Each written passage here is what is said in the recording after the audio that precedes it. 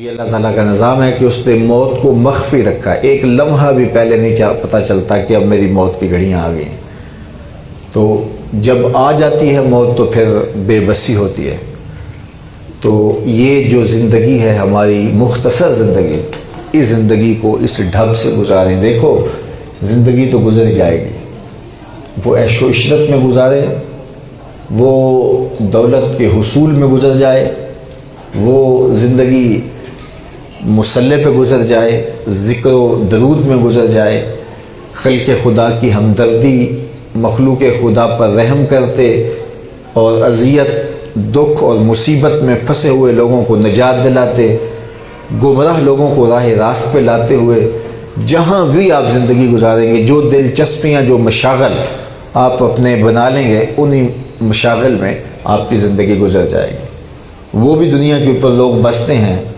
کہ جو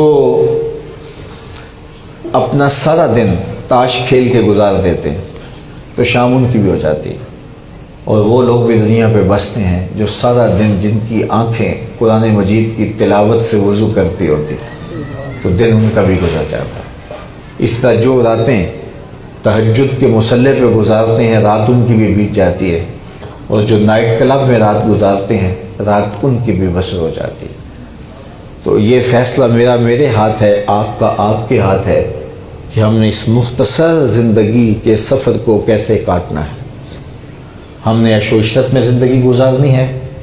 یا کہ زندگی کو اللہ اس کے رسول کی رضا کے مطابق بسر کرنا ہے۔ جس تک پیغام حق پہنچا ہی نہیں ہے،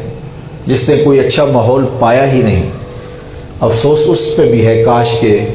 وہ کوئی اچھا ماحول پا لیتا تو گمراہ نہ ہوتا اور ذلت کی زندگی نہ کاٹتا۔ لیکن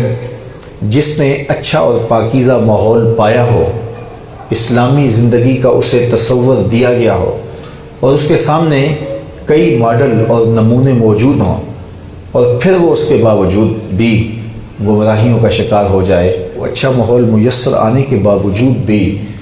اپنی زندگی کو اچھے سانچے میں نہ ڈھال سکے، تو اس کے اوپر بہت زیادہ افسوس ہے۔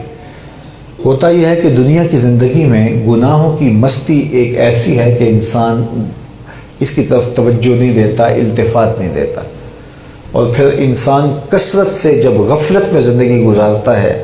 تو پھر اس کو ہوش بھی نہیں آتی۔ ایک صحیح روایت میں آتا ہے کہ جب کوئی شخص گناہ کرتا ہے تو اس کے دل پر ایک سیاہ رنگ کا دھبا پڑ جاتا ہے، اور اگر وہ توبہ کر لیتا ہے، تلافی کرتا ہے، تو وہ سیاہی اس کے دل سے مٹا دی جاتی ہے۔ لیکن اگر وہ توبہ نہیں کرتا تو پھر وہ سیاہی جو ہے دوسرے گناہ کے ساتھ بڑھ جاتی ہے، پھر گناہ پہ گناہ کرتا ہے اور سیاہی بڑھتی چلی جاتی ہے، حتیٰ کہ ایک مرحلہ ایسا آتا ہے کہ پورا دل سیاہ ہو جاتا ہے۔ اور جب پورا دل سیاہ ہو جائے تو پھر نیا گناہ کرنے سے اسے کوئی شرمندگی، کوئی ندامت، کوئی دکھ، کوئی بوجھ، کوئی تکلیف نہیں ہوتی۔ کاغذ بالکل سفید ہو تو اس کے اوپر ایک داغ لگا ہو تو ہر ایک کو چبھتا ہے کہ یہ کیوں ہے، بندہ اس داغ کو چھپاتا پھرتا ہے، یا صابن کے ذریعے اس کو دھو کے صاف کرنے کی کوشش کرتا ہے۔ لیکن ایک داغ کے بعد دوسرا داغ لگ جائے، تیسرا لگ جائے، چوتھا لگ جائے، تو پھر آہستہ آہستہ جب پورا لباس داغ ہو جائے تو پھر اسے چھپانے کی ضرورت بھی نہیں ہوتی، اور پھر اسے محسوس بھی نہیں ہوتا۔ تو جب انسان کے ضمیر پر گناہوں کے داغ لگنے لگیں تو اس کو فوراً ان کو دھو لینا چاہیے، توبہ کے آنسوؤں سے صفائی کر لینی چاہیے، اور اگر وہ نہیں کرے گا تو داغ بڑھتے چلے جائیں گے اور اس کا سارا من میلا ہو جائے گا۔ جب بچہ پیدا ہوتا ہے تو اس کے دامن پہ کوئی ایک بھی گناہ کا داغ نہیں ہوتا، لیکن جو وقت گزرتا ہے تو پھر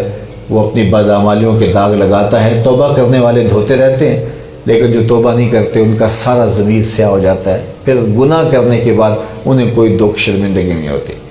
اس لیے میاں صاحب مشورہ دیا اپنے ماننے والوں کو